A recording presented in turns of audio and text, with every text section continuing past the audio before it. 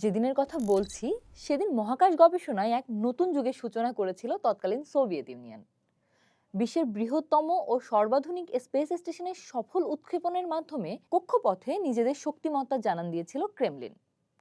সেই স্পেস স্টেশনের নাম ছিল মির, আর দিনটি ছিল আজকের, অর্থাৎ 20 ফেব্রুয়ারি।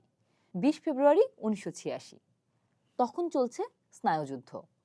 আর ঠিক এর 3 সপ্তাহ আগে আমেরিকার চ্যালেঞ্জার মহাকাশযান বিপর্যয় ঘটে।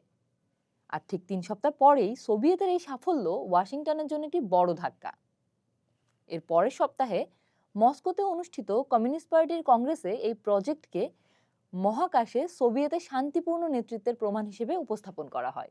এর আগে এক সময় আমেরিকারও স্কাইল্যাব নামে একটি স্পেস স্টেশন ছিল, যা উৎক্ষেপণের সময়ই ক্ষতিগ্রস্ত হয়। এর রক্ষণাবেক্ষণ ছিল খুবই ব্যয়বহুল।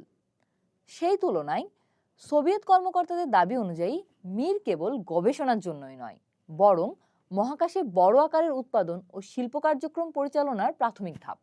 সোভিয়েত কসমন ট্রেনিং সেন্টারের উপপ্রধান অ্যালেক্সেই লিওনভ পত্রিকায় সাক্ষাৎকারে বলেছিলেন, মিরের ভেতরটি ডিজাইন করা হয়েছে নভোচারীদের আরামের কথা ভেবে। প্রতিটি নভোচারীর জন্য আলাদা কেবিন ও জানালা রাখা হয়েছিল, ছিল ব্যক্তিগত ডেস্ক ও চেয়ার। কর্মকর্তারা জানিয়েছিলেন, স্টেশনে থাকা নভোচারীরা মূলত মেটেরিয়ালস প্রসেসিং সংক্রান্ত গবেষণা চালিয়ে যাবেন। এছাড়াও হাই পাওয়ার্ড ক্যামেরার সাহায্যে পৃথিবী পর্যবেক্ষণ, খনিজ সম্পদের সন্ধান এবং সমুদ্রের ট্রলার চলাচলের উপর নজরদারি করার মতো গুরুত্বপূর্ণ কাজ সম্পন্ন করবে মির। 1986 সালের 14 মার্চ থেকে 2000 সালের 15 জুন পর্যন্ত মির মানুষের বসবাসের উপযোগী ছিল, যার মধ্যে প্রায় 10 বছরের একটি নিরবিচ্ছিন্ন অবস্থানের সময়কালও অন্তর্ভুক্ত। এটি 12টি দেশের শতাধিক নভোচারীকে আশ্রয় দিয়েছিল। এর মধ্যে 1995 থেকে 98 সালে মির ও স্পেস শাটলের যৌথ প্রচেষ্টার অংশ হিসেবে একদল মার্কিন নভোচারীও ছিলেন।